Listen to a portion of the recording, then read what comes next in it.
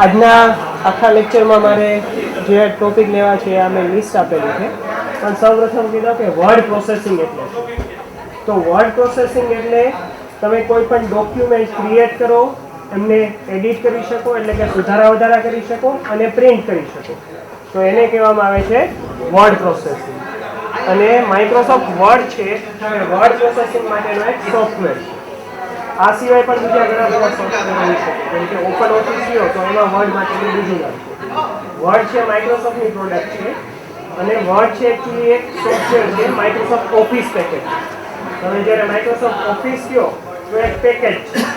Package એટલે collection of software, ઘણા બધા સોફ્ટવેરનો સમૂહ, એને એક પેકેજ કહેવાય. તો ઓફિસ અંદર વર્ડ આવી શકે, એક્સેલ આવે, પાવર પોઈન્ટ આવે, એક્સેસ આવે, આ બધી વસ્તુ માઇક્રોસોફ્ટ ઓફિસમાં આવે અને વર્ડ છે ઓફિસનો એક પાર્ટ છે. હવે વર્ડ છે મોસ્ટ કોમન એપ્લિકેશન છે, એટલે કે મોટા ભાગે કોઈ પણ કમ્પ્યુટર આવડતું હોય તો વર્ડ યુઝ કરેલું જ હશે બધાએ, કારણ કે સૌથી બેઝિક વસ્તુ છે. કોઈ પણ લેટર ટાઈપ કરવો હોય કે કાંઈ વસ્તુ કરવી હોય તો એના માટે વર્ડનો યુઝ થાય છે. ઓફિસ એનું નામ જ એટલા માટે આપેલું છે માઇક્રોસોફ્ટવાળાએ ઓફિસ, કે ઓફિસના કામમાં યુઝ થાય. તમારે લેટર કે કાંઈ ડ્રાફ્ટ કે ટાઈપ કરવો છે તો વર્ડ યુઝ કરો, કેલ્ક્યુલેશન કરવી છે તો એક્સેલ યુઝ કરો, પ્રેઝન્ટેશન બનાવવું છે તો પીપીટી યુઝ કરો. અને ઓપન ઓફિસ છે એ પણ એક આવો બીજો સોફ્ટવેર છે. માઇક્રોસોફ્ટ છે પ્રોપ્રાઇટરી પ્રોડક્ટ છે, એટલે કે તમારે સોફ્ટવેર માટે લાયસન્સ લેવું પડે અથવા સોફ્ટવેર પરચેસ કરવો પડે. નમસ્તે, આજે આપણે વર્ડ 2010નો કઈ રીતે રિસર્ચ માટે ઉપયોગ કરી શકીએ એ વિશે લેક્ચર લઈશ. હવે જ્યારે આપણે રિસર્ચની વાત કરતા હોઈએ તો સોર્સને કઈ રીતે એકનોલેજ કરવો, બિબ્લિયોગ્રાફી કઈ રીતે ઇન્સર્ટ કરવી, ફૂટનોટ અને એન્ડનોટનો ઉપયોગ કઈ રીતે કરવો, ટેબલ ઓફ કન્ટેન્ટ્સ કઈ રીતે ઇન્સર્ટ કરવું અને ઇન્ડેક્સ કઈ રીતે ક્રિએટ કરવી, ક્રોસ ટેબલ રેફરન્સ કઈ રીતે આપવું. એ ઉપરાંત જો આપણે રિવ્યુઅર હોઈએ તો કોઈ પણ વસ્તુની કમેન્ટ્સ કઈ રીતે આપી શકાય, ટ્રેક કઈ રીતે ચેન્જ કરી શકીએ, સોર્સને એકનોલેજ કઈ રીતે કરી શકીએ એ વિશે માહિતી મેળવશું. હવે આપ બધા જ હું માનું છું વર્ડથી પરિચિત તો હશો જ. તો સૌપ્રથમ એ જોઈએ કે વર્ડ પ્રોસેસિંગ શું છે. વર્ડ પ્રોસેસિંગ એટલે કે તમે કોઈ પણ ડોક્યુમેન્ટ ક્રિએટ કરી શકો, મોડિફાઈડ કરી શકો અને પ્રિન્ટ કરી શકો, તો એ વર્ડ પ્રોસેસિંગની મુખ્ય લાક્ષણિકતાઓ છે. અને વર્ડ પ્રોસેસિંગ છે એ ખૂબ જ ઉપયોગમાં આવતો હોય એવું ટાઈપનો એક કમ્પ્યુટરની એપ્લિકેશન્સ છે. માઇક્રોસોફ્ટ વર્ડ છે, ઓપન ઓફિસ છે વગેરે વર્ડ પ્રોસેસિંગના ઉદાહરણ છે. તો વર્ડમાં જે આપણે માઇક્રોસોફ્ટ વર્ડ ઓપન કરીને કામ કરીએ છીએ એ બધા જ વર્ડ પ્રોસેસિંગ છે, જેથી કરી આપણે ગમે ત્યારે નવું ડોક્યુમેન્ટ ક્રિએટ કરી શકીએ છીએ, બનાવેલા ડોક્યુમેન્ટમાં ચેન્જીસ કરી શકીએ છીએ, એનું પ્રિન્ટ આઉટ લઈ શકીએ છીએ. હવે જ્યારે વર્ડ ઓપન કરશો તો તમને પહેલી વહેલી સ્ક્રીન આવી જોવા મળશે. તમે જોઈ શકો કે આ ટાઈપની સ્ક્રીન હશે. આપણે કંઈ અહીંયા વર્ડ ઓપન કરીને પણ ચેક કરીએ. અહીંયા મારી પાસે વિન્ડોઝ 8 છે એટલા માટે હું અહીંયાથી કરી શકું, ઓર આઈ કેન અહીંયાથી હું લખીશ વિન વર્ડ, તો પણ આ વર્ડ 2010 ઓપન થશે. તો આ ઇનિશિયલ સ્ક્રીન છે. બાય ડિફોલ્ટ નામ એનું ડોક્યુમેન્ટ 1 હશે ટાઇટલ બાર ઉપર. અહીંયા આપણને સ્ટાન્ડર્ડ ટૂલ મળે છે મિનિમાઇઝ, મેક્સિમાઇઝ ને ક્લોઝ માટે. આ ક્વિક એક્સેસ ટૂલ બાર છે. અહીંયા તમે આને ચેન્જીસ પણ કરી શકો, એડવાન્સ ને એ રીતે જે જોતા હોઈએ. તમારે ઈમેલ જોતો હોય તો ઈમેલ પણ એડ કરી શકો, ન જોતો હોય તો રિમેવ કરી શકો. તો આ ક્વિક એક્સેસમાં તમારે જે ઝડપથી એક્સેસ કરવા એ બધા ટૂલ હોય. આને રિબન કહેવામાં આવે છે. તો આ રિબન છે એમાં અલગ અલગ ટેબ છે, હોમ, ઇન્સર્ટ, પેજ લેઆઉટ વગેરે. અને એ ટેબ રિલેટેડ જે કાંઈ પણ ઓપ્શન્સ છે એ બધા તમને સાથે અહીંયા જોવા મળે છે. હવે આ મેં જે વાત કરી એ જ રીતે કે અહીંયા જે છે ક્વિક એક્સેસ ટૂલ બાર છે, આ રિબન છે, વિન્ડોઝના મિનિમાઇઝ મેક્સિમાઇઝ બટન છે, વર્ટિકલ અને હોરિઝોન્ટલ સ્ક્રોલ બાર મળી શકે. સ્ટેટસ બાર પણ અવેલેબલ છે, જે સ્ટેટસ બતાવે કેટલા પેજ છે, કયા પેજ ઉપર છો, કઈ રો અને કોલમ ઉપર છો. વર્ટિકલ અને હોરિઝોન્ટલ રૂલર્સ મળે છે, જેથી આપણને માપ કે સાઇઝ વખતે ખ્યાલ આવે. ઝૂમ કે વ્યૂ કરવું હોય તો એ પણ આપણે અહીંયાથી કરી શકીએ છીએ. હવે વર્ડમાં ઘણા બધા કીબોર્ડ સાથે વર્ક કરતા હોય તો અમુક શોર્ટકટ્સ જોઈ લઈએ. લેફ્ટ એરોથી એક કેરેક્ટર લેફ્ટ થશે, રાઇટ એરોથી એક કેરેક્ટર રાઇટ થશે, અપ એરોથી એક લાઇન અપ થશે, ડાઉન એરોથી એક લાઇન ડાઉન થશે. આપણે એક્ઝામ્પલ જોઈએ. હવે કોઈ પણ ક્રિએટ કરવા માટે તમે રેન્ડમ ફંક્શન યુઝ કરી શકો. હું રેન્ડમ યુઝ કરું છું અને પેરેગ્રાફ થોડા ક્રિએટ કરું છું. તો આ રેન્ડમ ફંક્શનથી મને 5 કે 6 લાઇનના મારી પાસે 10 પેરેગ્રાફ ક્રિએટ કર્યા. હવે આપ જોઈ શકશો કે અહીંયા ટોટલ બે પેજ બતાવે છે. જ્યારે હું કોઈ પણ જગ્યાએ ક્લિક કરીશ તો કેટલા વર્ડ ઉપર છે એ પણ બતાવી શકે મને. હવે આપણે જે જોયું એ રિપીટ કરીએ કે જો તમે left arrow key, right arrow key, up down, એ જ રીતે પેજ અપ પેજ ડાઉન પણ કરી શકશો તમે. અને હોમ અને એન્ડ કરશો તો કોઈ પણ લાઇન ઉપર હો ત્યાંના શરૂઆતમાં જશો અને એન્ડ કરશો તો એન્ડ ઓફ લાઇન જશો. દાખલા તરીકે હું આ લાઇન ઉપર છું ને હોમ કી પ્રેસ કરું તો પહેલા કેરેક્ટર ઉપર જઈશ, એન્ડ કરીશ તો ત્યાં જઈશ. પેજ અપથી પેજ અપ અને પેજ ડાઉન થશે. તો આ એમના શોર્ટકટ છે. હવે આપણે રિસર્ચ માટે જોઈએ કે સોર્સ છે ને એક્નોલેજ કરવો છે. તો જ્યારે કોઈ પણ આપણે બુક્સ કે કાંઈ લખીએ ત્યારે આપણને ખબર છે કે ઓથર એકલાનું કન્ટ્રીબ્યુશન ન હોય. ઓથર છે, એડિટર છે, એ ઉપરાંત ટેકનિકલ એડિટર હોય, રિવ્યુઅર હોય, આ બધા જ પોતપોતાનો ઉપયોગ કરે છે. અને જ્યારે રિસર્ચ પેપર કે એવું લખતા હોય ત્યારે જેમનો પણ આપણે રેફરન્સ લીધેલો એમને સાઇટ કરવા જોઈએ, એટલે કે એક્નોલેજ કરવા જોઈએ. તો એના માટે અહીંયા રેફરન્સીસ ટેબ આપેલી છે. રેફરન્સીસ ટેબમાં ઓપ્શન છે મેનેજ સોર્સિસ. જેવું મેનેજ સોર્સ ઉપર ક્લિક કરશો તો અહીંયા તમને એક નવું ડાયલોગ બોક્સ મળશે. એક ડાયલોગ બોક્સ છે સર્ચ માટે, જે તમે અહીંયા ઘણા બધા અલગ અલગ ઉપર સર્ચ કરી શકો છો. Author wise, tag, title, year wise. Source available હોય તો અહીંયા હશે. તમે કરંટ પણ બનાવી શકો. ના હોય તો અહીંયાથી આપણે નવું એડ કરી શકીએ. તો તમને ક્રિએટ સોર્સ માટે પૂછશે કે તમારા શું સોર્સ છે. તો અહીંયા ઘણા બધા ઓપ્શન છે. બુક છે, બુક સેક્શન છે, જર્નલ આર્ટિકલ છે, રિપોર્ટ છે, વેબસાઇટ છે, ઇલેક્ટ્રોનિક સોર્સ છે, વિડીયો રેકોર્ડિંગ છે, ઇન્ટરવ્યૂ છે, પેટન્ટ છે, કેસ છે કે કાંઈ મિસેલિનિયસ. ફોર એક્ઝામ્પલ આપણે એક રિસર્ચ પેપર એડ કરવું છે તો આપણે લખીએ journal article. Language by default English, Gujarati, Hindi એ પણ એડ કરી શકો. ઓથરનું નામ અહીંયા એડ કરી શકો. ફોર એક્ઝામ્પલ હું આપું છું પીટર ચેન. હવે એ પેપરનું ટાઇટલ શું હતું તો એ ટાઇટલ આવું આપી શકાય, the entity relationship model for unified modelling in DBMS. કોઈ પણ નામ હોઈ શકે. અહીંયા મેં જસ્ટ આવું નામ આપેલું છે. જર્નલ છે IEEE, કયા યરમાં પબ્લિશ થયું, 1976. કયા પેજીસ ઉપર, અહીંયા તમને ઉદાહરણ પણ બતાવશે. તમે કાંઈ પણ જ્યારે કર્સર લઈ જશો તો શું લખવાનું, તો પેજીસ ક્યાંથી સ્ટાર્ટ થયું, ક્યાંથી એન્ડ થયું એ વિશે તમે આપી શકો. ફોર એક્ઝામ્પલ હું એક્ઝેક્ટ યાદ નથી પણ ગમે તે લખી શકું, 10 થી 16 સુધી. હવે જેવું તમે આ એડ કરશો એટલે એક જાતે ટેગ બનાવી લેશે. અને આ ટેગ છે દરેક રેફરન્સ માટે યુનિક હશે, એટલે કે ડુપ્લિકેટ નહીં થાય. અને આ મુખ્ય છે. તમારે અહીંયા ક્લિક કરશો તો તમને બધા જ ફિલ્ડ્સ જોવા મળશે. જેમાં એસ્ટ્રિક છે એ કમ્પલસરી છે, પણ આપણે અત્યારે આટલું એડ કરી ઓકે કરીએ તો તમે જોશો કે અહીંયા એડ થઈ જશે અને અહીંયા કરંટ લિસ્ટમાં પણ આવશે. જે ઓલરેડી બનેલો છે એને એડિટ કરવો હોય તો એડિટ પણ કરી શકો, ડિલીટ કરવો હોય તો ડિલીટ પણ કરી શકો. આપણે ફરી એક કોઈ એડ કરીએ. અહીંયા તમે તમારો જે પણ આર્ટિકલ હોય એ લખી શકો. અહીંયા હું લખી નાખ્યું આ ઓથરમાં. ફોર એક્ઝામ્પલ લખું ઓથર 1, ટાઇટલ આપું જર્નલ, તમને ખ્યાલ આવે એટલા માટે, જર્નલ આર્ટિકલ 1. જર્નલ નેમ આપી શકીએ. ફોર એક્ઝામ્પલ આપણે લખીએ છીએ SCM. યર છે 2010 અને પેજીસ છે 12 થી 20. તો આનું પણ એક ટેગ બની અને એડ થઈ જશે. હવે કોઈ તમારે બુક્સ એડ કરવી હોય તો બુક પણ એડ કરી શકો, અથવા બુકનું સેક્શન. બુકનું નામ આપી શકીએ the fundamentals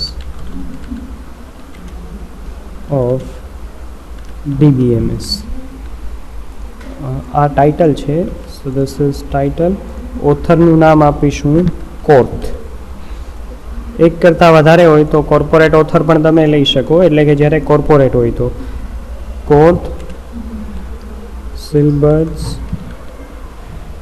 and Sudarshan. Year છે તો એનું પબ્લિશિંગ યર, તો આ લેટેસ્ટ પબ્લિશ એડિશન છે એટલે આપણે લખીએ 2010. કયા સિટીમાં એ બુક બની હતી અથવા પબ્લિશ થઈ હતી, ફોર એક્ઝામ્પલ ન્યૂયોર્ક. પબ્લિશર છે મેકગ્રો-હિલ. તો આ આપણે બુક એડ કરી દીધેલું છે.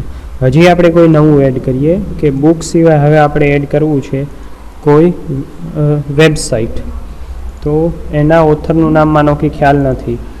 નેમ ઓફ વેબ પેજીસ, તો વેબ પેજનું નામ આપણે આપી શકીએ how to write a research paper. વેબસાઇટનું નામ, આ બધું જ કાલ્પનિક છે, આવી ખબર નથી મને કોઈ હોય કે નહીં, પણ હું તમને કન્સેપ્ટ ખ્યાલ આવે એટલા માટે આ ડિટેલ આપું છું. રાઇટિંગ કયા યરમાં? 2011માં. મંથ અને ડે ખ્યાલ નથી. Year access 2011, month. URL આપી શકીએ www.researchpaperwriting.org. તો આને પણ એડ કરી શકીએ. તો આપણી પાસે 4 છે, હજી 1-2 એડ કરી શકીએ. વેબસાઇટ સિવાય આપણે સાઉન્ડ રેકોર્ડિંગ કે પરફોર્મન્સ, ઇન્ટરવ્યૂ, પેટન્ટ કાંઈ પણ એડ કરી શકીએ. કેસ સ્ટડીઝ લઈ લઈએ. Case studies four Indian customer. Case number પણ હોઈ શકે, આનો કોડ પણ હોઈ શકે. આ મેઇનલી લીગલ માટે યુઝ થાય, પણ આપણે જસ્ટ આટલી ડિટેલ આપી દઈએ. તો આપણી પાસે આટલી ઘણી બધી વસ્તુ છે અને આ બધી જ કોપી છે. ન જોતી હોય તો આને આપણે ડિલીટ પણ કરી શકીએ. ડિલીટ કરશું તો અહીંયાથી ડિલીટ થશે, અહીંયા તો રહેશે જ. એટલે આપણે હમણાં એક રિપોર્ટ ડિલીટ કર્યો. કેસ સ્ટડીઝ છે, આ પણ છે 2010, 2011 ને આપણી પાસે આ નથી. તો આને હું ફરી કોપી કરીશ તો અહીંયા કોપી થઈને પણ આવી જશે અને અહીંયા એમનું સાઇટેશન બતાવશે તમને. હવે આને તમે શોર્ટિંગ પણ અલગ અલગ ઓર્ડરમાં કરી શકો, by tag wise, by title wise, by year wise કે પછી બાય ઓથર વાઇઝ. હવે આને આપણે હવે મારે અહીંયા એ રેફરન્સ સાઇટ કરવો છે. તો સાઇટ કરવા માટે અહીંયા તમારે બિબ્લોગ્રાફીમાં જવાનું. જેવું તમે બિબ્લોગ્રાફીમાં જશો, તમારે જવું જોશે ઇન્સર્ટ સાઇટેશનમાં. મારે માનો કે આ મેં સેન્ટેન્સ છે એમાં રેફર એને કરેલો છે. So I should go here and click insert citation. તો અહીંયા જે પણ તમે માસ્ટરમાં તમારા બનાવેલા છે બધા જ આવી જશે. ફોર એક્ઝામ્પલ હું લઉં છું, આ મેં આ બુકમાંથી લીધેલું, તો અહીંયા કોડ 2010 આવી જશે. હવે આની અલગ અલગ સ્ટાઇલ છે. ફોર એક્ઝામ્પલ આ બધી જ આપેલી છે, તો આમાંથી જે જોતી હોય લઈ શકીએ. MLA છે, આ છે, નેમ શોર્ટ છે, ટાઇટલ શોર્ટ છે, IEEE પણ આવી શકે. Let me check is it available here or not. IEEE is not here, but let me try numeric reference. તો આ રીતે હવે બીજું કોઈ તમારે રેફરન્સ આપવો છે તો ફરી ઇન્સર્ટ સાઇટેશનમાં જાઓ, આનો રેફરન્સ આપો. તમારે ફરી ફર્સ્ટ આપવો હોય તો એ પણ આપી શકો, કેસ નંબર પણ આપી શકો. This is first number. આ તમે અહીંયાથી પણ એડિટ સાઇટેશન કરી શકો, પેજીસ વાઇઝ કે યર વાઇઝ, અહીંયાથી પણ સોર્સ કરી શકશો. તો આ રીતે જે પણ તમારે રેફરન્સ આપવા હોય એ અહીંયાથી તમે ઇન્સર્ટ કરી શકશો. ફરી તમે આપશો તો જે નંબર ત્યાં હતો એ જ નંબર અહીંયા રહેશે. તો આ રીતે જે પણ તમારે રેફરન્સીસ આપવા હોય એ બધા જ રેફરન્સીસ તમે આપી શકો. હવે તમે જે રેફરન્સ આપ્યા હતા એ બધાનું તમારે લિસ્ટ જોઈએ તો તમે બિબ્લોગ્રાફીમાં જઈ શકો અને વર્ક સાઇટેડ ઓર બિબ્લોગ્રાફી લખશો તો જે પણ તમે સાઇટ કરેલું છે 5 નામ તમને અહીંયા જોવા મળી જશે, જેથી ખ્યાલ આવે કે એક નંબર તમે સાઇટ કરેલું છે એ ક્યુ છે અને આ પણ તમારે ડિપેન્ડ્સ છે. તમે જો આ બદલશો સાઇટેશન તો અહીંયા એ પ્રમાણે નામ પણ બદલાઈ જશે. કોડ 2010 હતું તો અહીંયા પણ કોર્થ 2010નું આવી જશે. એટલે આ એકદમ સિમ્પલ ને સરળ વસ્તુ છે કે જેની મદદથી તમે આ કરી શકો. હવે જ્યારે તમારા સોર્સમાં જઈને તમે કાંઈ એડિટ કે અપડેટ કરો તો એ પણ તમે અપડેટ કરી શકો. ફોર એક્ઝામ્પલ આને આપણે એડિટ કરીએ અને અહીંયા ખાલી નામ રાખીએ આપણે કોર્થ, ઓકે આપી દઈએ તો આ પૂછશે this source exist in your master end current document, do you want to update. જો તમે યસ આપશો તો તમારા માસ્ટરમાં પણ એ અપડેટ થઈ જશે અને અહીંયા પણ અપડેટ થઈ જશે. કોર્સ 2010 થઈ ગયું.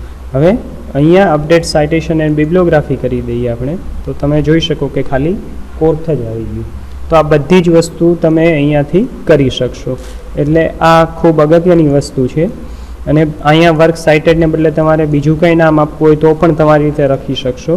પણ અહીંયા એક ઓપ્શન છે મેક સ્ટેટિસ કન્વર્ટ બિબ્લોગ્રાફિક ઓર સ્ટેટિક.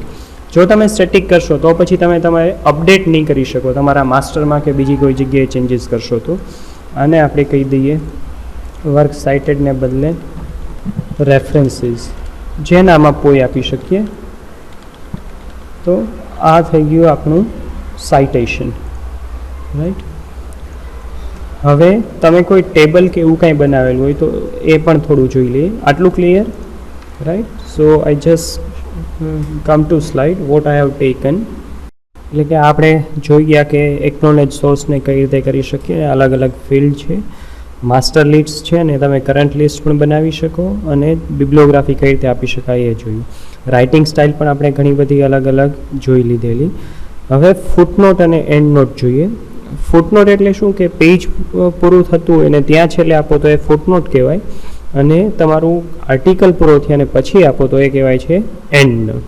આપણે એમનું પણ એક એક્ઝામ્પલ જોઈએ. ફોર એક્ઝામ્પલ આપણે આ જ વર્ડની ફાઇલ લઈએ અને મારે અહીંયા ફૂટનોટ એડ કરવું છે. મારી પાસે 2 પેજ છે, તો અત્યારે હું પહેલા પેજ ઉપર છું અને હું ક્લિક કરીશ ઇન્સર્ટ ફૂટનોટ. તો અહીંયા હું લખી શકું ધીસ ઇઝ ફૂટનોટ 1. તો જ્યાં મેં કર્સર રાખીને ઇન્સર્ટ કરેલું હશે ત્યાં પણ 1 દેખાશે. આપણે જે હમણાં અહીંયા ઇન્સર્ટ કરેલું છે ફૂટનોટ 1, તો એ અહીંયા નાનકડું 1 પણ આવી ગયું હશે. ત્યાં તમે જોઈ શકો અહીંયા 1 છે. તો એ તમારી આ ફૂટનોટ બતાવે છે કે ફૂટનોટ 1 છે. કોઈ પણ જગ્યાએ તમારે ઇન્સર્ટ કરવી હોય બીજી ફૂટનોટ તો એ પણ ઇન્સર્ટ કરી શકો. ફોર એક્ઝામ્પલ આપણે અહીંયા ઇન્સર્ટ કરીએ અને અહીંયા લખી શકીએ ધીસ ઇઝ, કન્ટેન્ટ તમારું ગમે તે હોઈ શકે. અહીંયા સમજાવવા માટે હું ફૂટનોટ જ બતાવું છું તમને. This is footnote 2. તો તમે જોઈ શકો કે અહીંયા આપણી પાસે ફૂટનોટ 2 પણ બતાવશે. જ્યાં આપણે લખીને બતાવ્યું છે ફૂટનોટ 2, તો ત્યાં ફૂટનોટ 2 આવી ગયું હશે. એટલે કે આપણું જે ફૂટનોટ 2 છે એ 1 અહીંયા હતું, 2 પણ એ રીતે આપણે એડ કરેલું છે જે કોઈ જગ્યાએ ત્યાં બતાવશે કે આપણે એડ કરેલું છે 2, રાઈટ. તો આ રીતે તમે ફૂટનોટ એડ કરી શકો. હવે એન્ડ નોટ એડ કરવું હોય તો તમે એન્ડ નોટ પણ એડ કરી શકો. તો ઇન્સર્ટ એન્ડ નોટમાં જવાનું અને આપણે લખીએ ધીસ ઇઝ એન્ડ નોટ. એટલે આ જો કે કયા પેજ ઉપર છે 3 of 3. તો આ આપણા રેફરન્સીસ પણ પૂરું થઈ ગયા. ત્યાર પછી એન્ડ નોટ આવે છે અને આ આપણને બતાવે છે એન્ડમાં. જો અહીંયા લૂપ પછી આ સેકન્ડ ફૂટનોટ પણ હવે ડિસ્પ્લે થાય છે કારણ કે આ સેકન્ડ ફૂટનોટ છે. તો આ રીતે જ્યારે આપણે આર્ટિકલ કે કોઈ બુક્સ કે એવું લખતા હોય ત્યારે ફૂટનોટ અને એન્ડ નોટનો ઉપયોગ કરી શકીએ. એક કરતાં વધારે ફૂટનોટ હોય તો નેક્સ્ટ ફૂટનોટ પણ આપી શકીએ. ફોર એક્ઝામ્પલ અહીંયા હું કહીશ નેક્સ્ટ ફૂટનોટ, તો આ પહેલા ફૂટનોટ ઉપર ગયું. ફરી નેક્સ્ટ ફૂટનોટ કરીશ તો આ બીજા ફૂટનોટ ઉપર આવ્યું કે અહીંયા 2 છે. ફરી નેક્સ્ટ ફૂટનોટ કરીશ તો હવે નથી. શો નોટ્સ કરીશ તો મને વ્યૂ કરીશ તો જે પણ છે એના એરિયાને ડિસ્પ્લે કરી શકે. એટલે આ ફૂટનોટ અને એન્ડ નોટ છે. તો આ રીતે આપણે ફૂટનોટ અને એન્ડ નોટ એડ કરી શકીએ જે સેપરેટર લાઇનથી સેપરેટ થાય છે. હવે ફૂટનોટ અને એન્ડ નોટમાં કંઈ તમારે ચેન્જીસ કરવા હોય તો એ પણ તમે કરી શકો. એના માટે તમને અહીંયા ઓપ્શન્સ આપેલા છે. તો અહીંયા તમે બોટમ ઓફ પેજ આપવું છે કે બિલો ટેક્સ આપવું છે અને એપ્લાય કરો તો એ રીતે પણ જ્યારે નવું આપીએ ત્યારે એ રીતે આવી જાય. ફોર એક્ઝામ્પલ આપણે હવે અહીંયા ફરી એક ફૂટનોટ એડ કરીએ.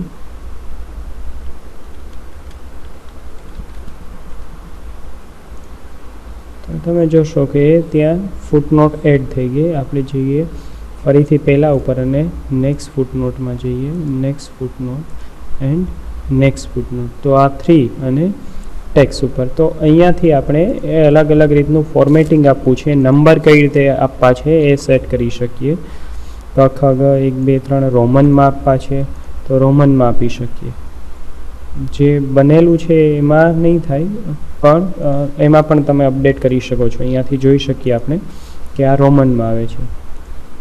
આ સિવાય નંબરિંગ કન્ટિન્યુઅસ આપવા છે કે રિસાઇટ, અને જ્યારે આખા ડોક્યુમેન્ટમાં એપ્લાય કરવા છે ક્યાંથી સ્ટાર્ટ કરવા છે, ક્વેશ્ચન માર્ક સિમ્બોલ કે કંઈ આપવું છે તો તમે સિમ્બોલ લઈને પણ અહીંયાથી મૂકી શકો. તો આ થઈ ગયું ફૂટનોટ અને એન્ડ નોટ. હવે આપણે વાત કરીએ કે ટેબલ ઓફ કન્ટેન્ટ્સ, એટલે કે આપણે જ્યારે કોઈ બુક કે એવું લખતા હોય અથવા તો કોઈ સારું કન્ટેન્ટ ક્રિએટ કરીએ છીએ ત્યારે એની ઇન્ડેક્સ બનાવતા હોય છે અથવા તો ટેબલ ઓફ કન્ટેન્ટ્સ બનાવતા હોઈએ છીએ, તો એ પણ બનાવી શકાય. એ સમજાવવા માટે આપણે અહીંયા થોડું હોમ ટેબ ઉપર જઈએ અને લખીએ. અને હું આપીશ ચેપ્ટર 1 અને આપણે અહીંયા આપી દઈએ હેડિંગ આપવું કમ્પલસરી છે. હવે ચેપ્ટર 1માં ફોર એક્ઝામ્પલ અહીંયા હું આપીશ ટોપિક 1 અને આને આપીશ હેડિંગ 2. હવે ટોપિક 1માં ફોર એક્ઝામ્પલ અહીંયા આપણે લખીએ ટોપિક 1.1 અને આ સબ હેડિંગ છે એટલે આને આપીશ હેડિંગ 3. અહીંયા આપણે આપી શકીએ એ ટોપિકનું નામ કોઈ પણ હોઈ શકે 1.2 અને આને કહીએ હેડિંગ 3. ફરી અહીંયા આપણે આપીશું ટોપિક 2 આને આપણે લઈએ હેડિંગ 2 તરીકે. એ જ રીતે અહીંયા આપણે લઈ શકીએ ટોપિક 3 આ પણ હેડિંગ 2. આની અંદર પણ આપણે લઈએ અહીંયાથી સબ હેડિંગ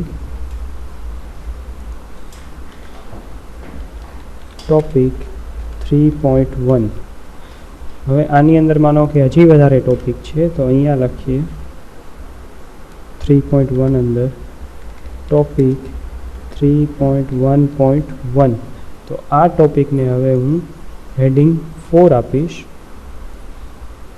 અને 3 આપીએ ટોપિક હેડિંગ 3 અને કહીએ ટોપિક હેડિંગ 4. અહીંયા ફરી લખીએ ટોપિક 3.1.2 અને આ પણ છે હેડિંગ 4.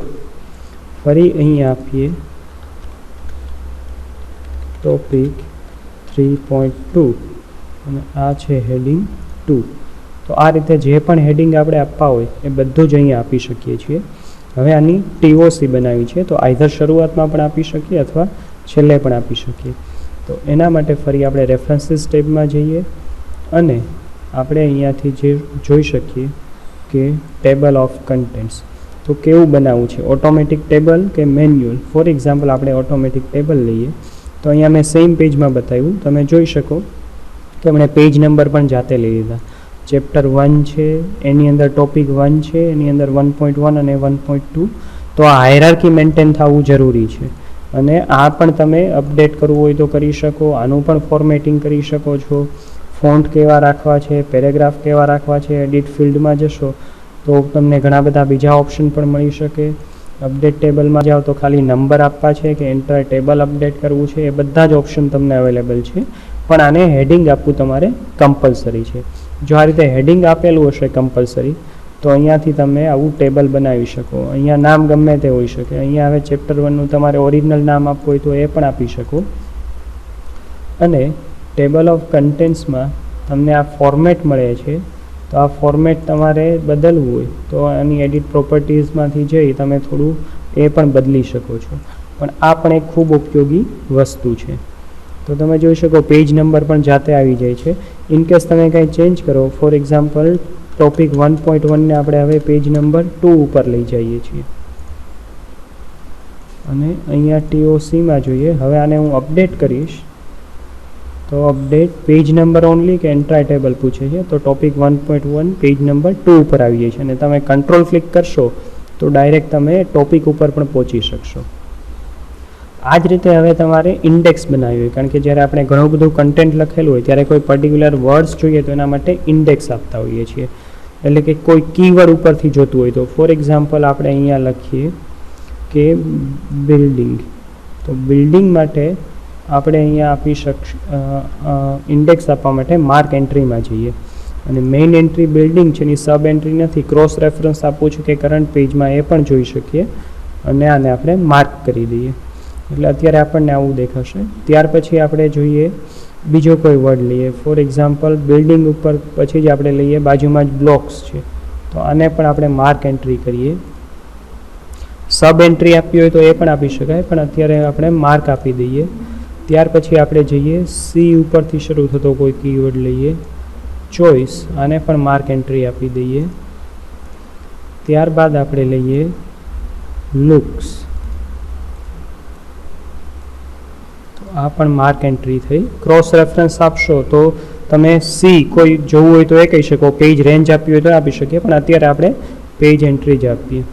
ત્યાર પછી લુક્સ પછી આપણે આપીએ ગેલેરીઝ, ફરી માર્ક એન્ટ્રી આપીએ અને આને આપણે માર્ક ઓલ કરીએ. ગેલેરી પછી આપણે આપીએ ફરી ડાયાગ્રામ્સ, આને પણ હું માર્ક એન્ટ્રી આપીશ, માર્ક ઓલ. હવે હું સ્ટાઇલ પણ ચૂઝ કરું છું, સ્ટાઇલ ગેલેરી, અને આને કહીશ એ સબ એન્ટ્રી છે ગેલેરીની, માર્ક ઓલ કરીશ, ક્લોઝ કરી દઈએ. હવે જ્યારે આપણે આ હોમમાંથી નથી જોતું તો અહીંયા હાઈડ કરી દઈએ. હવે જ્યારે આપણે ઇન્ડેક્સ બનાવી છે તો ફરી આપણે રેફરન્સીસમાં જઈએ અને અહીંયાથી આપણે આપી શકીએ references and index, mark entry નથી. Okay, I have to come here and mark entry, insert, I have to add update index or insert index. So again come to the, okay, I have to select this one from home, I will choose all this one, and now I can move to references, mark entry. Okay, I have to select something one more time, commands, mark entry, mark all, close. હવે રેફરન્સીસમાં આપણે index બનાવવું છે, એટલે index માટે આપણે જવું જોશે ઇન્સર્ટ ઇન્ડેક્સ. તો અહીંયા આપણને પૂછશે કે કઈ રીતે જોઈશું. રાઇટ અલાઇન પેજ નંબર હું ચૂઝ કરું છું, ડોટેડ લાઇન, ફોર્મેટ ટેમ્પલલ, આ પ્રિન્ટ પ્રિવ્યૂ બતાવે છે. રન ઇન કરશો તો અહીંયા પણ એનું બતાવે, આપણે ઇન્ડેન્ટેનવાળું જ રાખવું છે અને ઓકે આપી દઈએ. હવે તમે જોશો જ્યાં મારું કર્સર હતું ત્યાં આવી ગયું, એટલે આ કર્સર હું છેલ્લે રાખું છું અથવા તો અહીંયા ક્યાંક રાખવું જોશે. ફૂટનોટ પહેલાં ઇન્સર્ટ ઇન્ડેક્સ રાખી ઓકે આપી દઉં છું. હવે આ હોમમાં જઈ તો તમે જુઓ કે ફૂટનોટ પછી બ્લોક્સ છે ક્યાં ક્યાં પેજમાં આવ્યું, 1, 2, 3માં. બિલ્ડિંગ ક્યાં પેજમાં આવ્યું, સ્ટાઇલ ગેલેરી એ આપણી મેઇન હતી અને સબ ગેલેરી લખ્યું તો એ 2 અને 3માં આવેલું. તો આ રીતે આપણે ઇન્ડેક્સ પણ ક્રિએટ કરી શકીએ છીએ. જે પણ બુક કે એવું ક્રિએટ કરવું હોય ત્યારે ખૂબ જ હેલ્પફુલ છે. તો આપણે ટેબલ ઓફ કન્ટેન્ટ્સ જોયું, ઇન્ડેક્સ જોઈ લીધું. આમાં પણ ઘણી બધી ઓપ્શન્સ તમે આપી શકો. CM કીવર્ડ પ્રમાણે તમારે આપવું હોય તો એવું પણ તમે ચૂઝ કરી શકશો. It is just matter of formatting. તમારે જે ટાઈપનું ફોર્મેટિંગ આપવું છે એ ટાઈપનું ફોર્મેટિંગ રેફરન્સીસમાં જઈ શકો અને ઇન્સર્ટ ઇન્ડેક્સમાં જાઓ ત્યારે તમને પૂછે છે કે તમારે કઈ ટાઈપની ઇન્ડેક્સ જોઈએ છીએ. ફ્રોમ ટેમ્પલેટ આપવું છે, ક્લાસિક આપવું છે. જો આ રીતે ક્લાસિક આપશો તો કેરેક્ટર પ્રમાણે બતાવશે કે B ઉપરથી આટલા, C ઉપરથી આટલા, D ઉપરથી આટલા, G ઉપરથી આટલા. તો આ બધા જ ઇન્ડેક્સ લોકેશન તમે જાતે ચૂઝ કરી શકો. મેં અત્યારે એક્ઝામ્પલ માટે તમને અહીંયા બતાવેલું છે. હવે આ થઈ ગઈ રેફરન્સીસની વાત. પણ હવે માનો કે આપણે રિવ્યુઅર છીએ અને કોઈ આપણને પેપર મોકલે છે અને આપણે એ રિવ્યૂ કરવું છે, તો એ રિવ્યૂ કરવા માટે શું કરવું જોઈએ? તો એના માટે ચાલો આપણે ફરી એક નવી ફાઇલ બનાવી અને અહીંયા ફરી હું કોઈ પણ રેન્ડમ ટેક્સ્ટ લખી લઈશ કે જેમાં મિનિમમ 6 લાઇનના એટલીસ્ટ 6 પેરેગ્રાફ હોય. તો આ મારી પાસે 2 પેજ થઈ ગયા, બરાબર. હજી ફરી અહીંયા થોડા એન્ટર કરીએ બીજા રેન્ડમ, એટલીસ્ટ 7 લાઇનના 5 પેરેગ્રાફ હોય.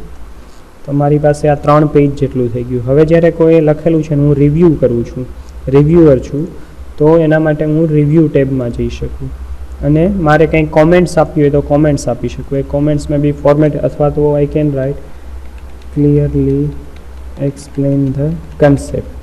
કાંઈ પણ મારે જે કોમેન્ટ્સ આપવી છે એ કોમેન્ટ્સ અહીંયા લખી શકીશ. બીજી કોઈ જગ્યાએ પણ કોમેન્ટ્સ આપવી હોય તો ફરી કોમેન્ટ એડ કરી શકું. દાખલા તરીકે ફોર્મેટ પ્રોપરલી, તો એ ફોર્મેટિંગ માટે પણ આવી શકે. વળી કોઈ ફોર્મેટ કોમેન્ટ્સ આપવી છે તો એ પણ આપી શકું. તો આ બધી જ ફોર્મેટ જશે. હવે જ્યારે હું સામેની વ્યક્તિને મોકલીશ ત્યારે એને ખ્યાલ આવશે અને આમાં પણ હું નેક્સ્ટ કરીશ તો નેક્સ્ટ ફોર્મેટ કે કોમેન્ટ્સ ઉપર જઈ શકું. કોઈ કોમેન્ટ ડિલીટ કરવી હોય તો ડિલીટ પણ કરી શકાય છે. ફોર એક્ઝામ્પલ આને મારે ડિલીટ કરવી છે કોમેન્ટ, સિલેક્ટ એન્ડ ડિલીટ, તો આ કોમેન્ટ ડિલીટ થઈ જશે. પણ આપણે ખ્યાલ આવે એટલા માટે થોડી કોમેન્ટ્સ રાખીએ. ધીસ ઇઝ કોમેન્ટ, કોઈ પણ આવું હોઈ શકે. હવે આ કોમેન્ટ આપેલું છે, પછી આને તમારે કંઈ ચેન્જીસ કે કરવા હોય કે ફોર્મેટિંગ કે પેરેગ્રાફ, તો એ પણ તમે કરી શકો છો. પેરેગ્રાફ કેવું લેવું, શું લેવું એ. પણ આ સિવાય ઇમ્પોર્ટન્ટ વસ્તુ છે ટ્રેક ચેન્જીસમાં જવાનું તમારે. અને અહીંયા તમને બતાવે, ફાઇનલ બતાવશો તો હવે તમારું આ ફાઇનલ થયું, એટલે કોઈ યુઝર જોશે તો એને મે બી એટલો ખ્યાલ ન આવે. પણ તમે રાખશો ફાઇનલ શો માર્કઅપ, તો આ તમને માર્કઅપ સાથે બધું જ બતાવશે. રિવ્યુઇંગ પાન ઉપર ક્લિક કરશો તો તમને રિવ્યુઇંગ પ્લાન બતાવશે. અહીંયા જે યુઝર લોગિન હોય એમનું નામ બતાવશે અને તમે શું શું કોમેન્ટ્સ આપી છે ત્યાં પણ જઈ શકો. હવે અહીંયા તમે કંઈ ચેન્જીસ કરશો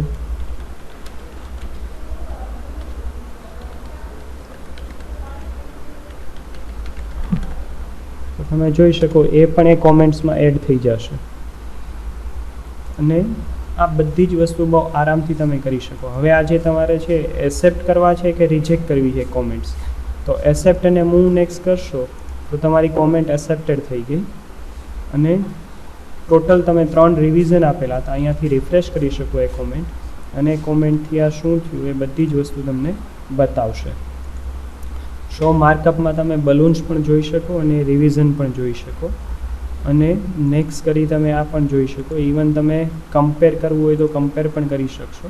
પણ આ રીતે કોમેન્ટ્સ આપી શકો. અહીંયા કલરને તમને નથી અલગ દેખાતા, પણ જ્યારે તમે ઓરિજિનલ શો માર્કઅપમાં જશો અથવા તો રિવ્યુઅરમાં જઈ અને ઓલ રિવ્યૂઝમાં જાઓ તો આ બધા જ રિવ્યૂનું તમને ઇન્ફોર્મેશન મળશે. અહીંયા ફાઇનલ શો માર્કઅપ રાખો તો તમને માર્કઅપ બતાવવું જોઈએ. તમે ચેન્જિંગ ટ્રેક ઓબ્જેક્ટ્સ, એટલે કે અત્યારે બાય ડિફોલ્ટ જે કલર મળતો હતો એવું કલર કે એવું કાંઈ ચેન્જ કરવું છે તમારે, તો એ તમે અહીંયાથી કરી શકશો. ઓથરનો કલર આવો હતો, હવે તમારે આ ટાઈપનો જોઈએ છીએ. તો હવે પછી જ્યારે કોઈ પણ આપણે કોમેન્ટ્સ આપીએ તો અત્યારે રેડ હતી, પણ જ્યારે તમે બદલશો ત્યારે તમને એ ટાઈપનું તમને મળશે. બલૂન્સ કે રિવિઝન, બધા રિવિઝન તમારે જોવા હોય તો આ રિવિઝન પણ બતાવશે કે પહેલાં આટલું હતું પછી તમે આ ચેન્જીસ કર્યું. બરાબર. કોઈ કોમેન્ટ્સ આપણે ડિલીટ કરીને પણ જોઈએ તો આ ડિલીટ થઈ ગઈ, તો અહીંયા પણ એ રિફ્લેક્ટ થશે. હવે જ્યારે તમે ફરી અહીંયા રિવ્યુઇંગ પાનમાં જશો તો આ તમને બધા જ ઓપ્શન્સ જોવા મળે છે. રાઈટ. અને કમ્પેર કરો તો તમારે ઓરિજિનલ ને રિવાઇઝ ડોક્યુમેન્ટ વચ્ચે કમ્પેર પણ કરી શકો છો. ધીસ ઇઝ અવર ડોક્યુમેન્ટ 2, પણ કોઈ જો ઓલરેડી બનેલું હોય તમારે અને મોડિફાઈડ થયા પછી કેવું હતું એ કમ્પેર કરવું છે તો તમે કમ્પેર પણ કરી શકો છો. એટલે આ પણ જે રિસર્ચ રિવ્યૂ કરતા હોય એના માટે ખૂબ અગત્યની વસ્તુ છે. તો અહીંયા આ જ વસ્તુ મેં પાવર પોઈન્ટમાં બતાવવા પ્રયત્ન કરેલો છે કે તમે માર્કઅપ શો કરી શકો, આ રીતે વ્યૂ પણ કરી શકો, કસ્ટમાઇઝ કરી શકો. એટલે આ આપણી મેઇન વસ્તુ છે ને આના માટે મેં આ રેફરન્સીસનો યુઝ કરેલો છે. Thank you.